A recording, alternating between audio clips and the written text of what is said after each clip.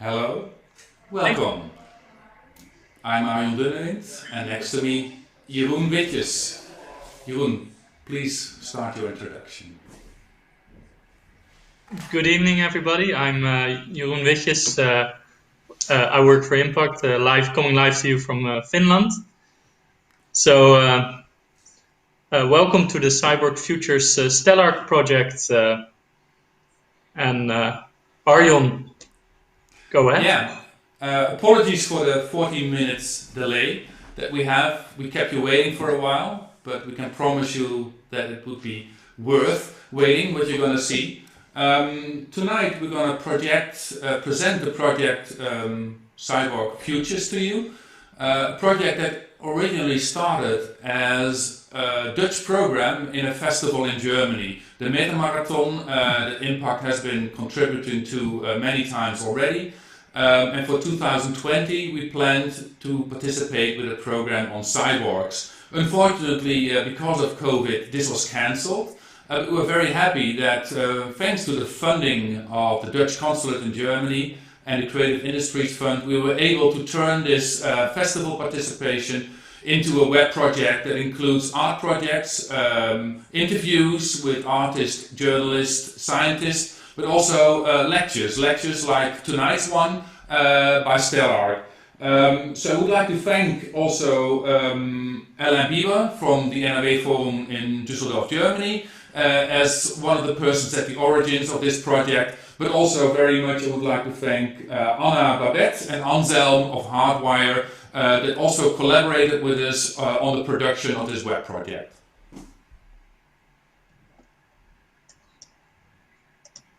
Yes, and I think we're almost ready to go to see a small tour of the project, but I think first we have to welcome our special guest of tonight, Stelarc. So welcome, Stelarc. Stelarc, you're on the air. Hi there. Thanks for waking up at such an early moment, because what's the time now in Australia? Oh, it's 6:47. It's not so early now, but I had to get up an hour and a half before this, so. Well, thanks a lot. We appreciate it very much. Our audience is invited to ask questions on your lecture. The lecture, as I already announced, is a part of the web project. Jeroen and I will give the audience a brief introduction into the web project, and then we'll jump into your lecture. That's about like a 25-minute lecture, and after that the audience we will be back and the audience can ask questions at this email address that is keyed in. You could even use the QR code, questions@impact.nl. So please, whatever intrigues you in what Stelarc is bringing to us, share it with us and ask your questions. Is there any question maybe, Stelarc, that you hope that you will not get tonight? Or anything goes? Well, I hope the questions don't get too personal, but otherwise I'll try to answer as best I can. Super. So thanks. We'll see you back in a few minutes for your lecture. But now Jeroen and I will briefly introduce the web project Cyborg Futures that Stelarc is in. But also we have a lot of artists that are part of this project. And Jeroen will share screen now the website. You can already visit this website at cyborg.impact.nl. And in a way, we've brought together all the artists that we originally wanted to work with, but also lots of people, journalists, art critics, academics that review or respond to questions on what our future with the cyborg, what our future with technology and the merging of man and machine could be. So at the upper left, you see a Works button. And here you can see all the art projects that we have commissioned. So all the artists that were originally in the project got a commission to make an online version of their work, or in some cases to make a new version of their work. And then the artists that we are presenting, you can see them on the next button. So these are all the artists that are present with their works in the project. If you would click on one, you could see the biographies of the artist, and if you would like to get in touch with them, of course, there's the email address. Then tonight's highlight is at the lectures button. It's not on there yet, but if you would click on there after tonight's lecture is over, you would find a recording of the lecture. Then in the tab next to that, there's the key questions. We've asked lots of the artists involved in this project to respond to what we saw as very important questions in our future with cyborg technologies. The ethic, the political, the scientific implications, the artistic challenges, chances it brings to us. So take your time during Christmas, between Christmas and New Year's Eve, and look at what academics, artists and journalists think about this future with cyborg technologies. If you also want to see the biographies of the speakers, you will find them here. So there's already a few of them. We'll be adding lots of new speakers to the project in the upcoming month. But now, here's our main speaker for tonight, Stelarc. And I think, unless Jeroen, there is something that you want to add to what we've been watching at so far, I think we could jump and right into the lecture by Stelarc. Yeah. Okay, so let's now, after this very brief introduction to the web project, we hurried up a little bit because we were in a delay. Let's move to Stelarc. Please enjoy his lecture and hope to see you after the lecture with questions that we can share with Stelarc.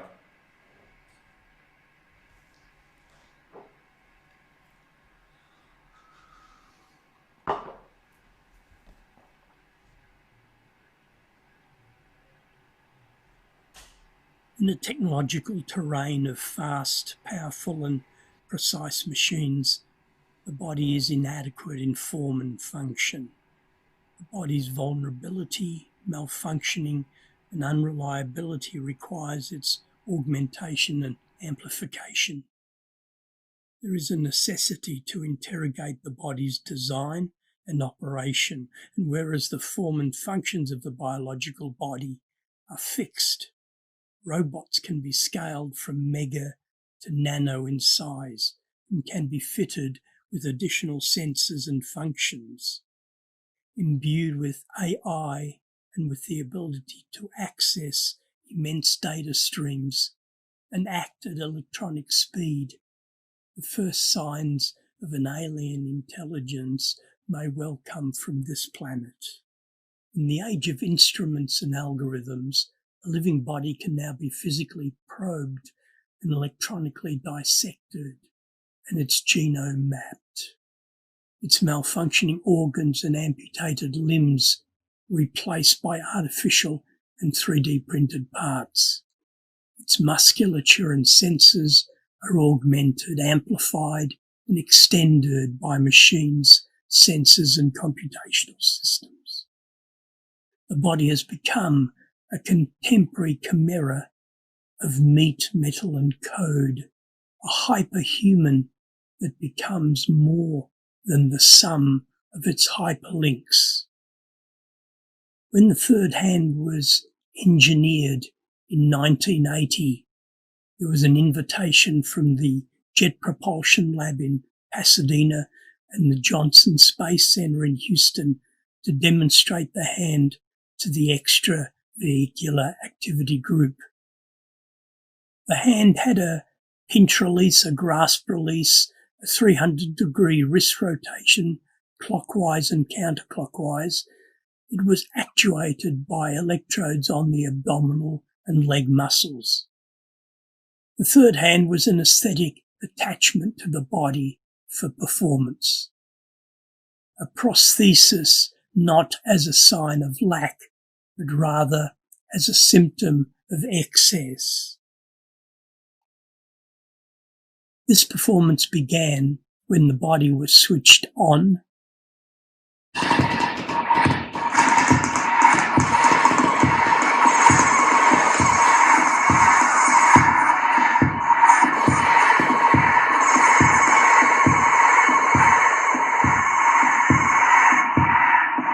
the performance ended, when the body was switched off, amplified brainwaves, heartbeat, blood flow and muscle signals generated the acoustical landscape, whilst lasers were directed to the eyes via optic fibre cable.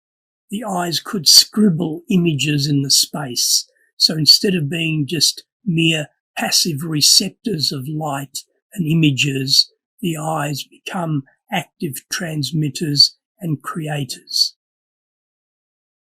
At a time when the individual body can be threatened existentially by fatally being infected by biological viruses, what becomes apparent now is that the human species is confronted by the more pervasive, invasive, ontological risk of infection by its digital entities and its viral algorithms.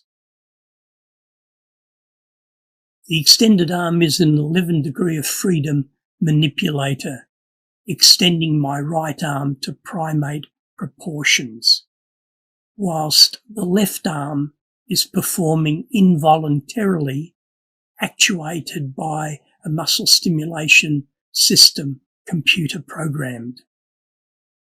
This performance was for 4 hours.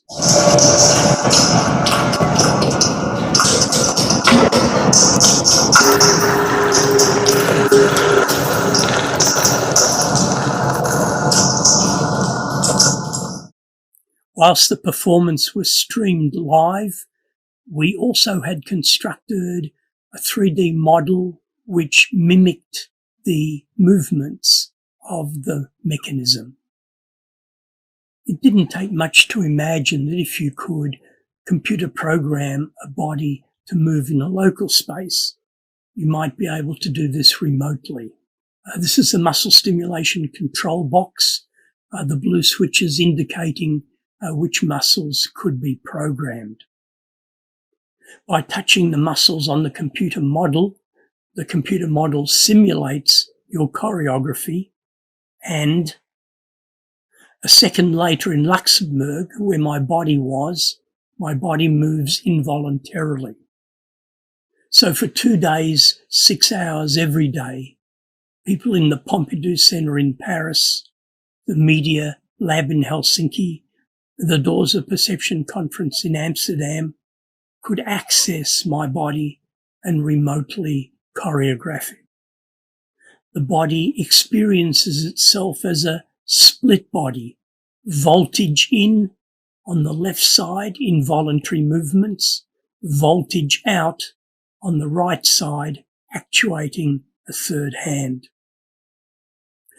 We now navigate from physical nanoscales to virtual non-places. The body inhabits abstract realms of the highly hypothetical and streaming subjectivity. Presence now becomes problematic. Presence is now marked by a double absence, or perhaps absence is marked by a double presence. We are neither all here now nor all there all of the time, but partly here sometimes and partly somewhere else at other times. In the ping body performance, instead of people in other places accessing and actuating the body, here the body becomes a kind of crude barometer of internet activity.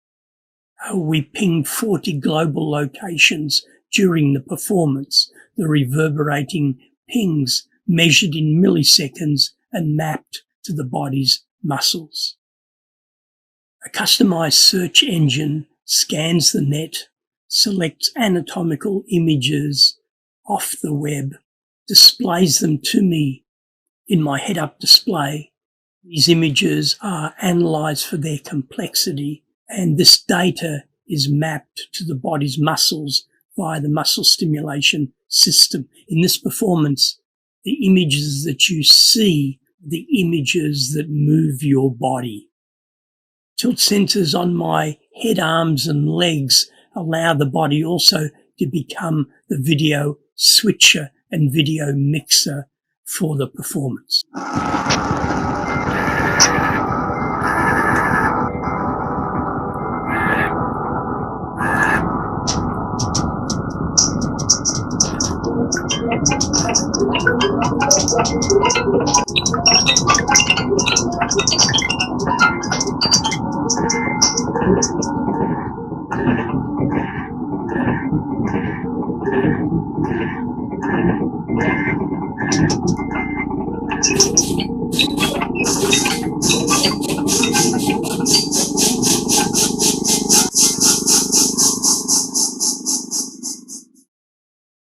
Extruded into non-places and task envelopes of virtuality and information overload, extruding its sense of self, the body experiences itself as empty, not an emptiness from any lack, but rather an emptiness through excess.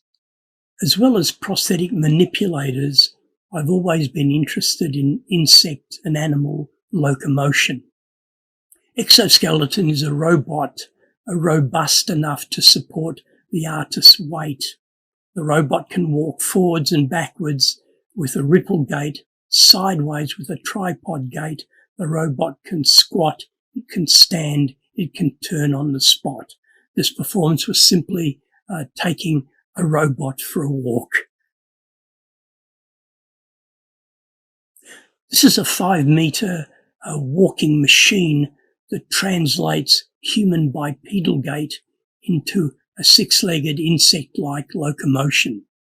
Encoders on the hip and leg joints enable the body to actuate the robot by simply stepping up and down. Walking Head is a 2-meter diameter interactive robot. It has a rotating ultrasound sensor which detects if someone approaches it.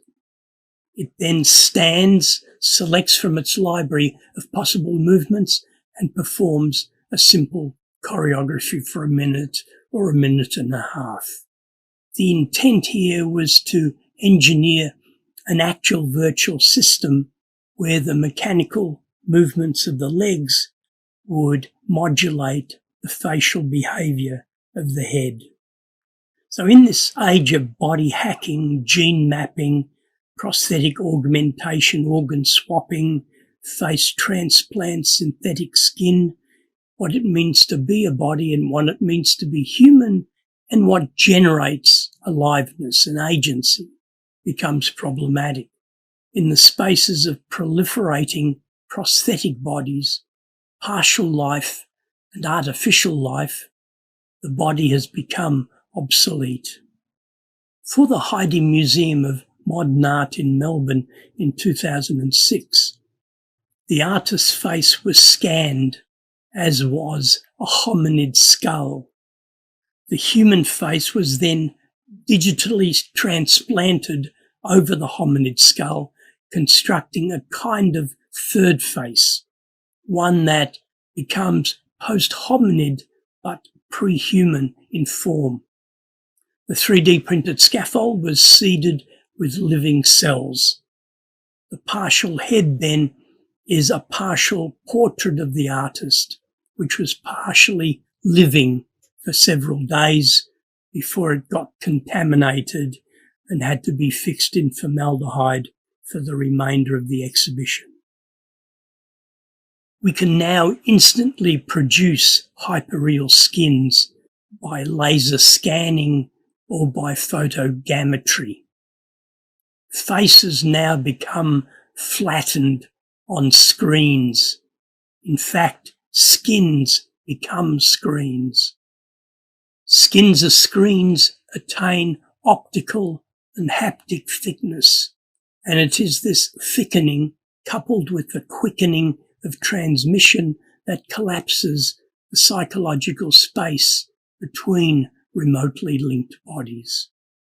This is a time of fractal flesh and phantom flesh, and by fractal flesh I mean bodies and bits of bodies and brains spatially separated but electronically connected, generating recurring patterns of interactivity at varying scales.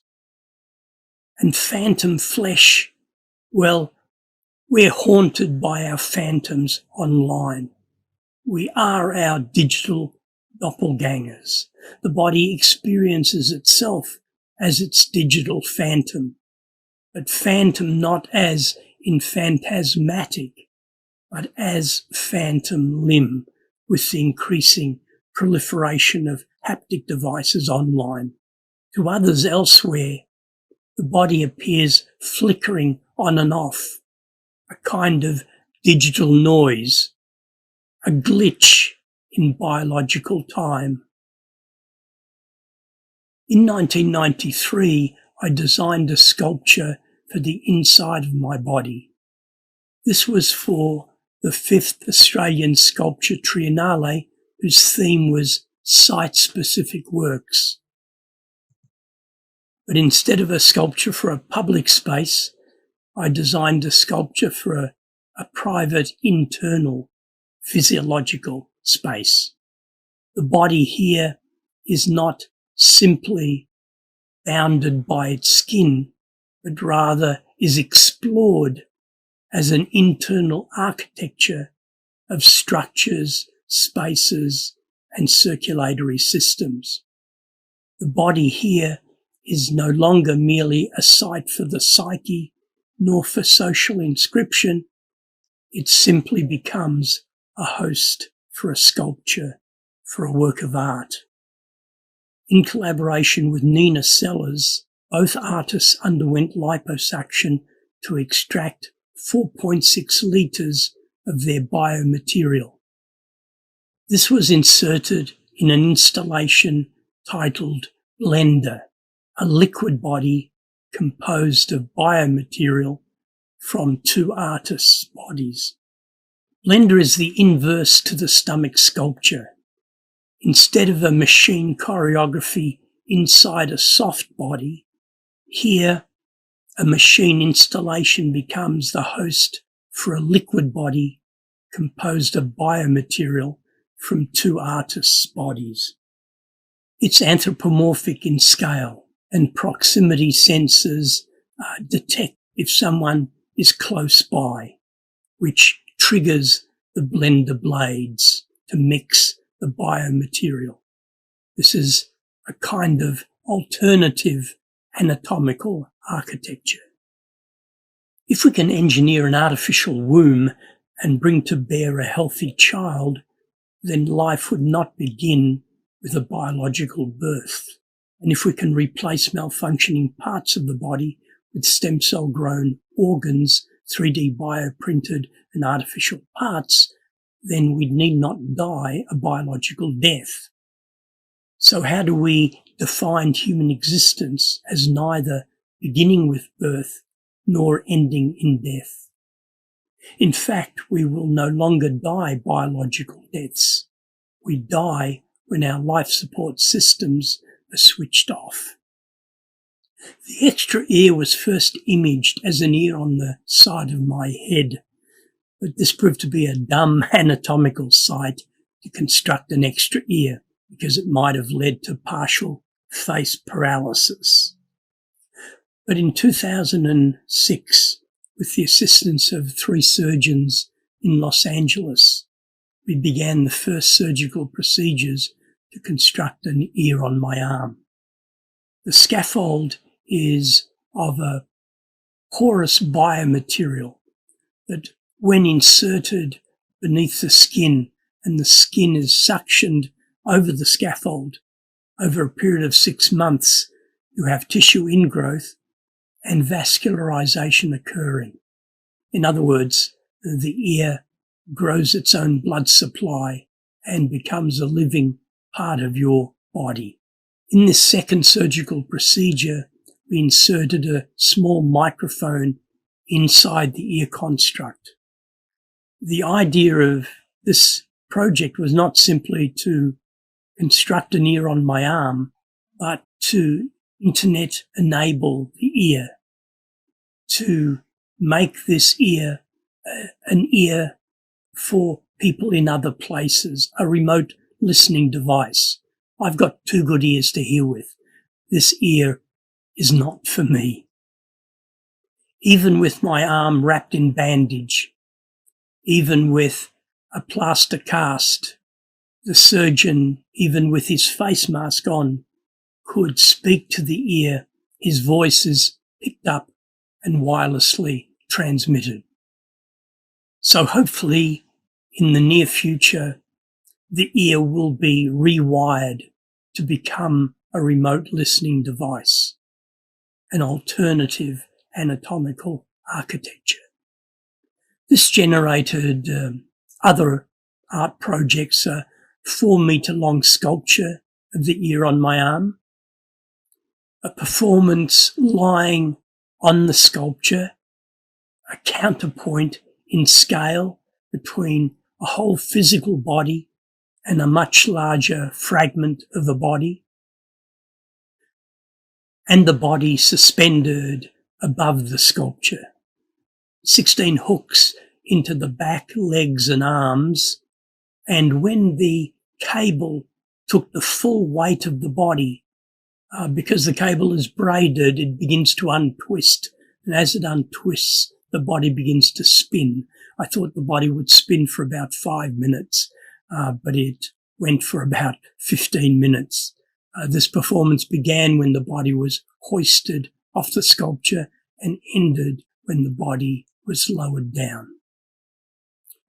Attached to the end of an industrial robot arm, the body's trajectory, velocity, and position orientation could be precisely programmed. This was a difficult project to realize because of its perceived danger. The sound is important.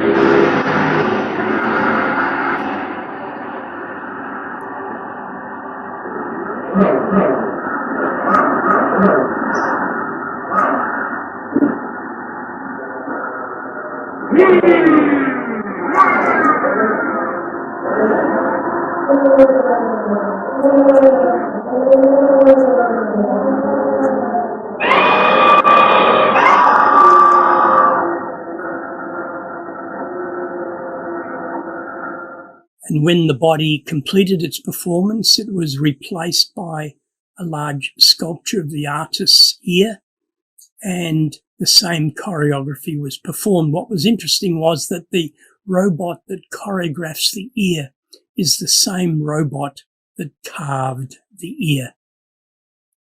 So coupled and complicit with technology, the body becomes this extended operational system of bodily metabolism and machine musculature. So for me, there was always a ghost in the machine, not as a vital force that animates, but rather as a fading attestation of the human. Stickman is a simple but full-body exoskeleton that algorithmically actuates the body for a 5-hour performance. In a recent iteration, we engineered a mini Stickman where the audience could insert their own choreography into the performance by bending the limbs of the mini Stickman and pressing play. In the liminal spaces of proliferating partial life, synthetic life and machine life, the body has become a floating signifier, an empty signifier. The body is no body. This is a 6 degree of freedom exoskeleton for my right arm, and this was designed for the rewired, remixed performance. For 5 days, 6 hours every day, I could only see with the eyes of someone in London. I could only hear with the ears of someone in New York, whilst anyone anywhere could access my right arm and remotely activate it. This performance was an experience of sharing senses and distributing agency. So with multiple and high fidelity haptic feedback loops of interactivity, bodies become end effectors for other bodies in other places and for machines elsewhere. Reclining Stickman is a 9-metre long, 4-metre high stick robot actuated by pneumatic rubber muscles. People in the gallery space could insert their movements through a panel of switches, but there was also online interactivity where you could remotely choreograph the movements of the robot. There was also a 5-hour performance where the body was positioned on the torso of the robot and could actuate its movements using pneumatic joysticks, improvising with both the local audience and the online participants.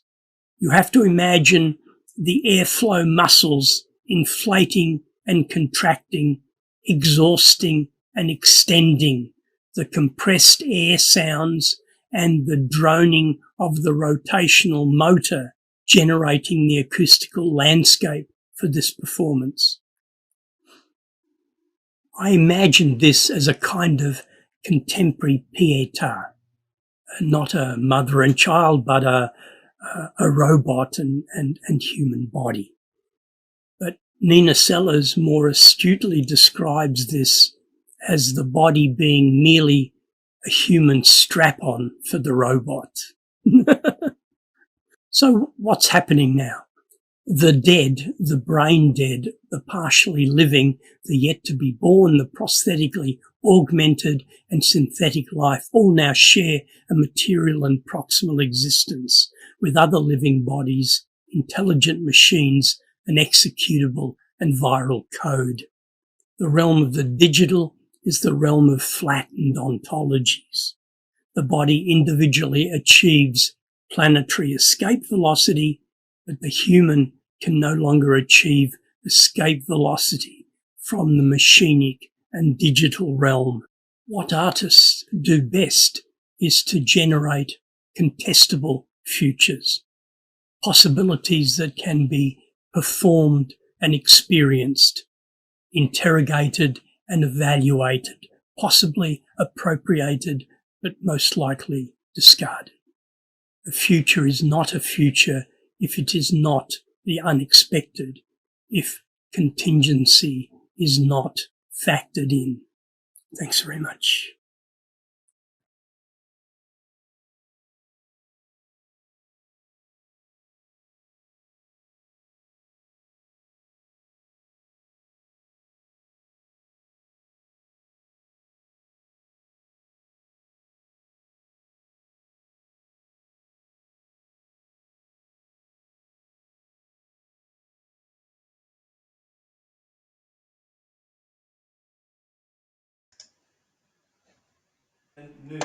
Okay.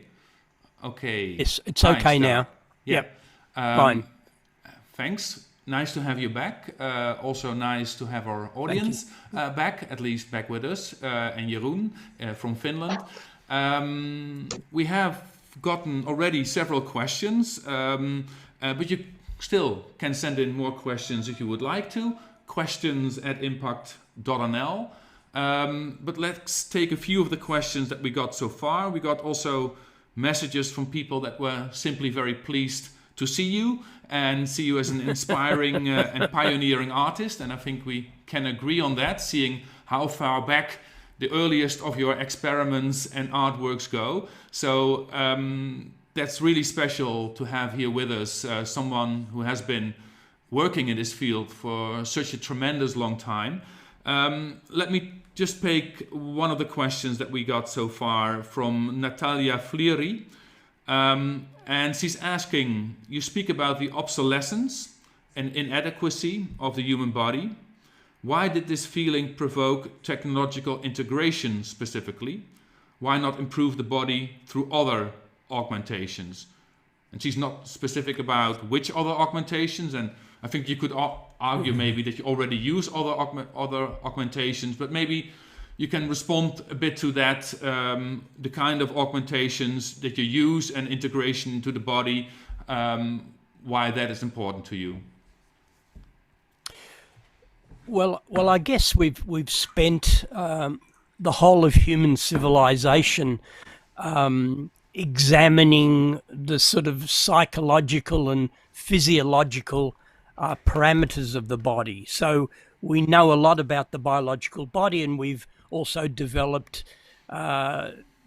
techniques traditionally like yoga, meditation, and so on, that to a certain degree enables us to exert some meaningful control and understanding of the human body.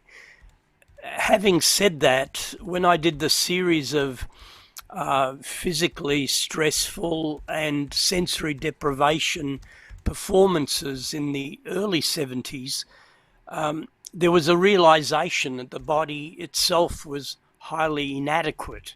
I mean, I've done yoga for 20 years, so it's not something that I'm speaking of academically.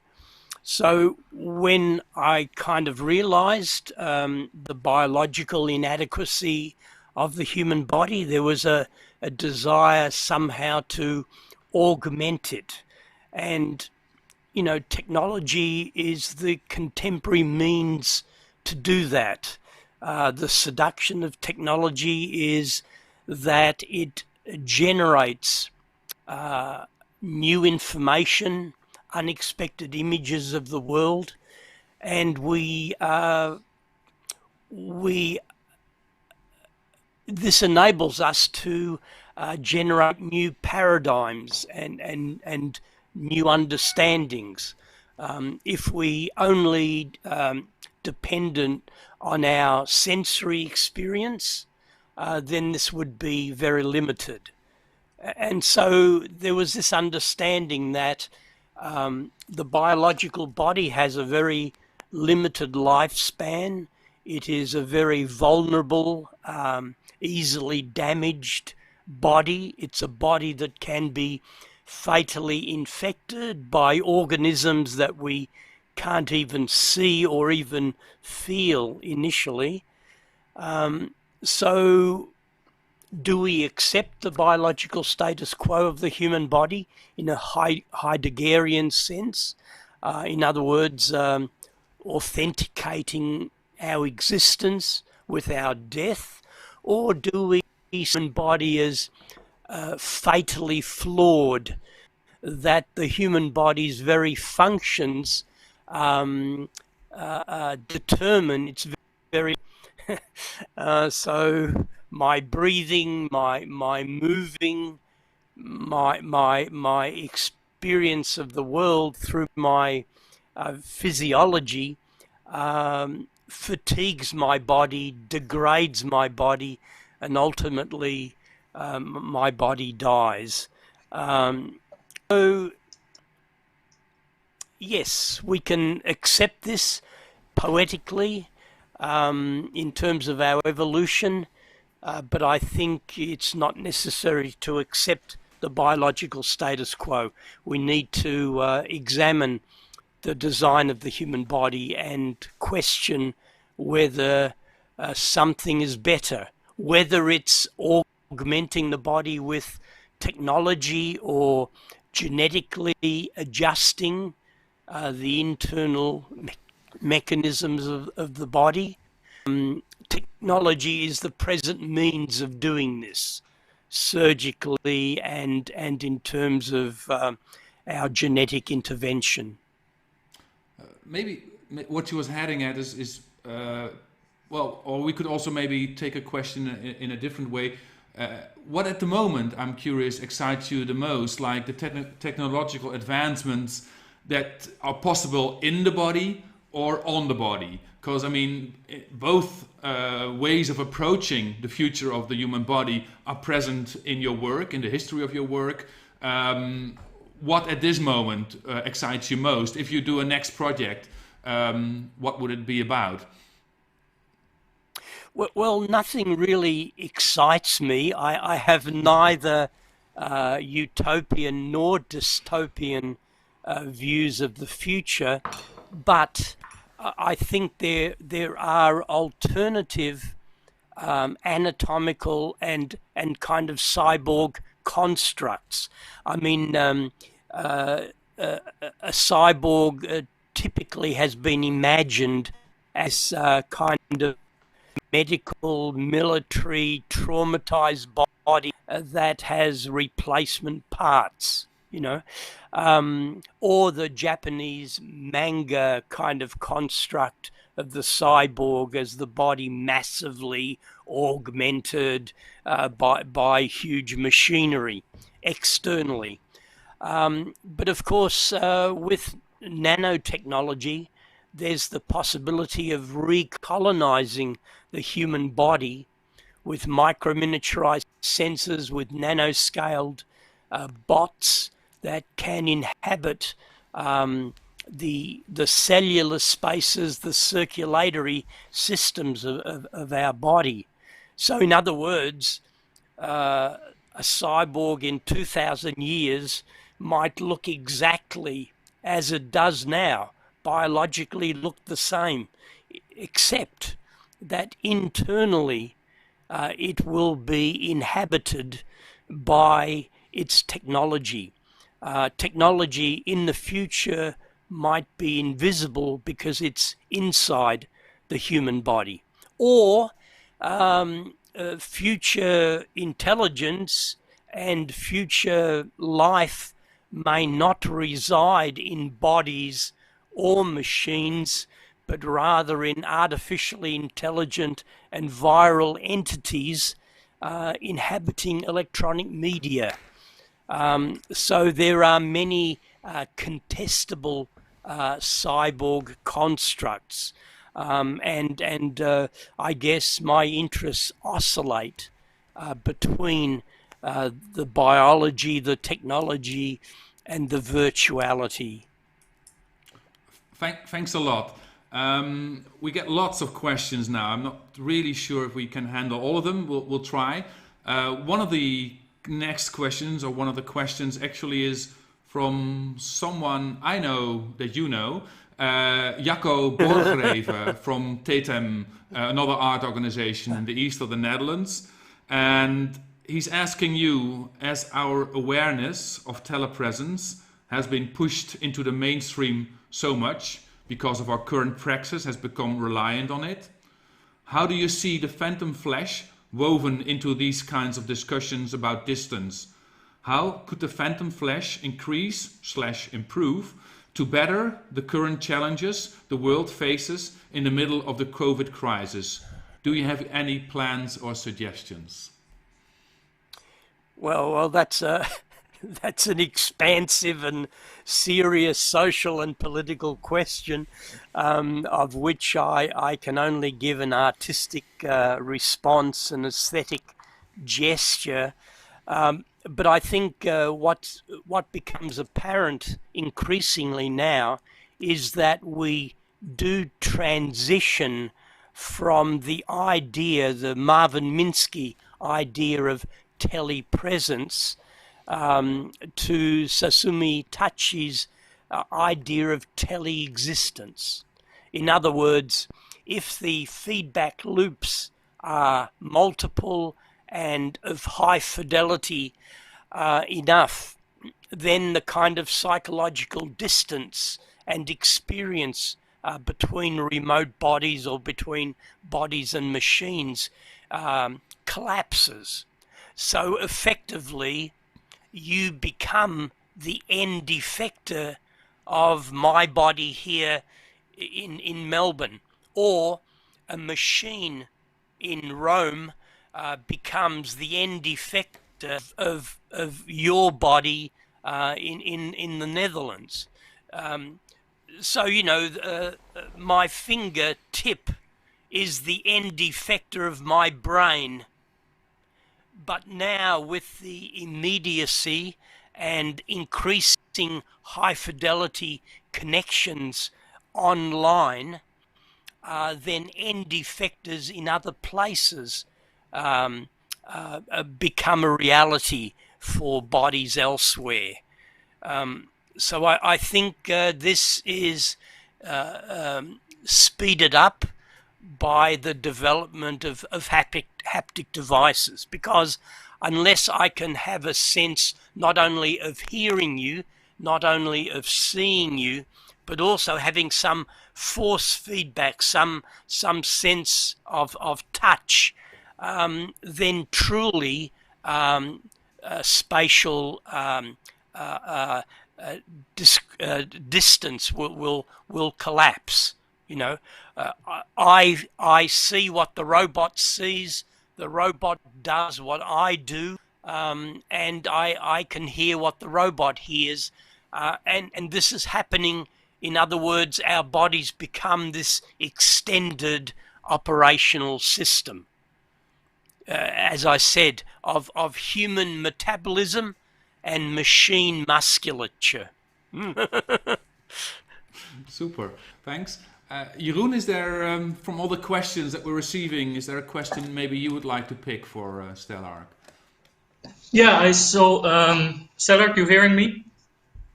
Yes, very well. Good. So, Bojana Romic, I hope I pronounce her name correct, Bojana Romic, I don't know, asks, how would you contextualize the so-called situatedness of the body? After all, your body is male, white, etc. Can one remove that repository of connotations from this discourse? No, you can't. I mean, you are embodied in your gender, in your culture, in this historical moment. But what, of course, is interesting is that we can have people now as post-operative transgendered bodies. We can surgically intervene to adjust and even completely change a human body into a female body, or vice versa. So this situation now becomes much more problematic, where gender is no longer as important to distinguish bodies as it was before.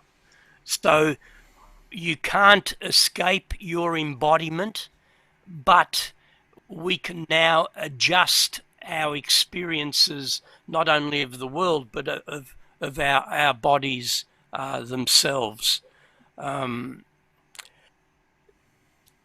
It's an interesting question, because in speaking about the we have this kind of language problem where we begin to objectify it. In other words, separate from our so-called minds. But what you're looking at is a physiological, phenomenological, interacting and responsive body in the world. You are not speaking to someone with a mind. What's important is not what happens inside my head. What's important is what happens between us in the medium of language within which we communicate, in the social institutions within which we inhabit, in the culture that we've been conditioned.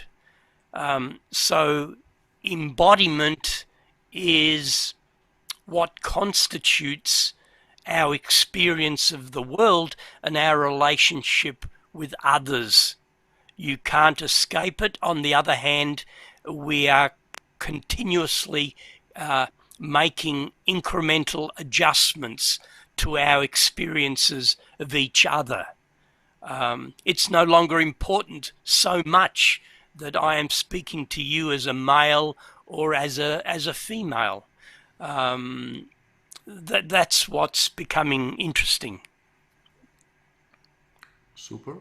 Then again, maybe to follow up on that, lots of the technologies that you're working with are developed by Western economies, by white male engineers. How does that come into your equation? Well, this is undoubtedly true in Western countries, but increasingly in Asia, in Africa, you are, getting people involved in high technology and adapting it quite comfortably. It reminds me of a statement by William Gibson. The future is already here. It's just not equally distributed.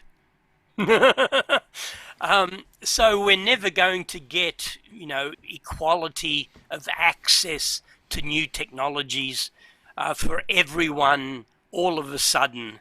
But technology as a kind of viral entity becomes increasingly more pervasive, and we become increasingly more dependent, on our use of it.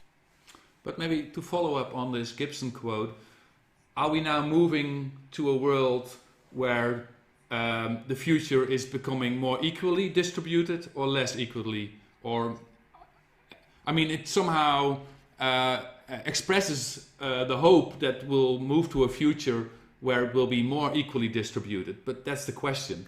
What is your opinion on that? Well, that's of course debatable, and it'll depend on our social and political institutions. What I just pointed out is that it's never going to be perfect. And for example, if you have access to the latest medical, surgical interventions, you become an experiment for someone in 50 years' time who is,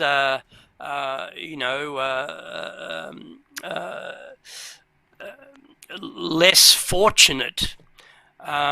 So the first heart transplant person didn't live for very long. Just because you access technology or surgical techniques first doesn't mean you benefit most. You have to think in terms of a longer time span as to how technology becomes equally accessible.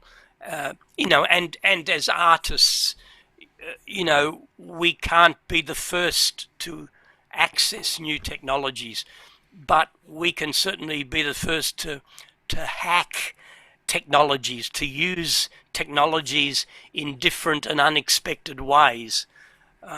So I think that's what's important, to continuously problematize not only technology, but to problematize what a body is and how a body operates in the world. Super. The next question may be from Laura Dima. How do you see the future of intimacy in these times when technology shapes so much of our relationships with each other? Yeah, it's an issue that I became very interested in previously because of the possibility of an intimacy without proximity. Now we assume that intimacy occurs when we're in the same space as the person, when we can hear their voice live. But increasingly now our interactions are remote. Our interactions occur at screen level. And also when I was experimenting with muscle stimulation, this was at the time only one way, partly because of the expense and the problems at the time of developing a two-way system. But I imagined that a two-way system would be possible. So, for example, if two people are wired up and accessible to each other online, touching my chest would prompt you, would make you touch your breast. So there would be this, I would be in control of half of my body, you would be in control of the other half. We would be able to simultaneously switch body parts if we were adequately wired and promptly stimulated.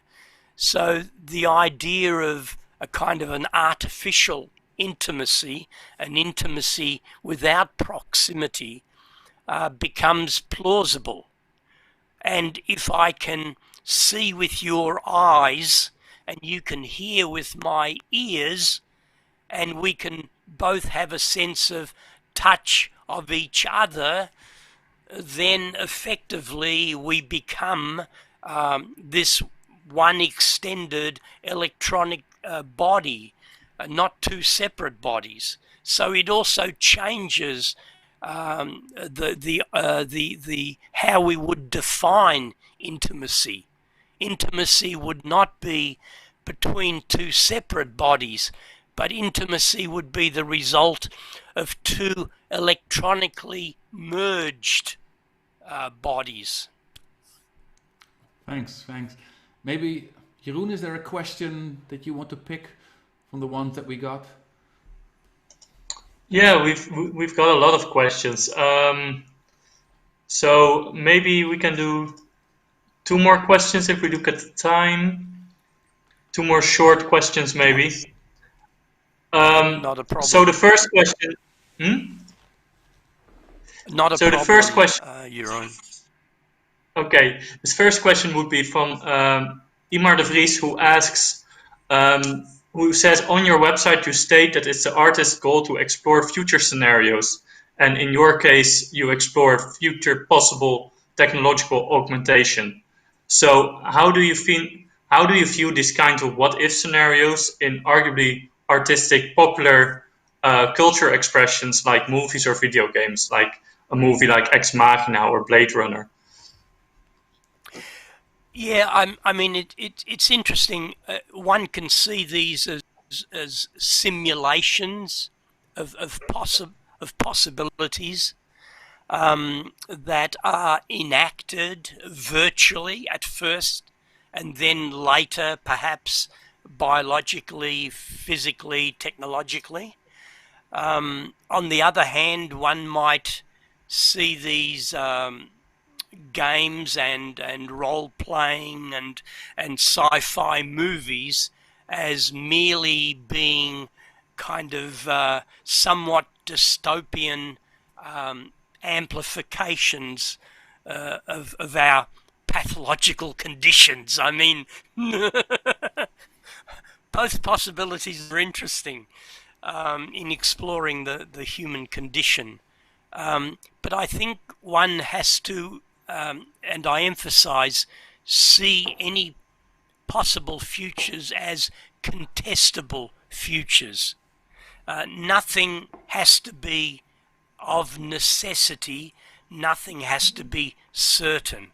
So, for example, the notion of the singularity, that in 40 years' time, 50 years' time, all of a sudden machines take over, right? Artificial intelligence far exceeds what the human brain can do. Yes, this is a seductive and for some people a dystopian future, but the future is not a future if it is not of the unexpected. It has to have contingency factored in. So these are all ideas, and ideas that we can simulate and role play. On the other hand, we shouldn't see them as the kind of necessary direction that we continue on. There will be new technologies. There will be unexpected new theoretical models, which will adjust and constantly change, possible futures. So we have to take this into account. Jeroen, will you take the next question, or should I pick one? I will, yeah, and I think looking at the time that will be the last question.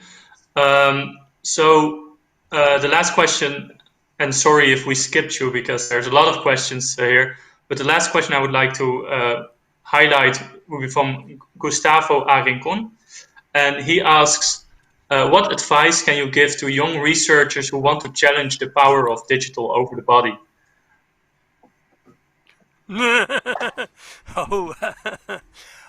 To quickly forget what this artist has said and to take your own direction. I'm not in the, I'm not really qualified to give advice. I think if whatever you can do generates more questions than answers, then you're probably taking the right direction.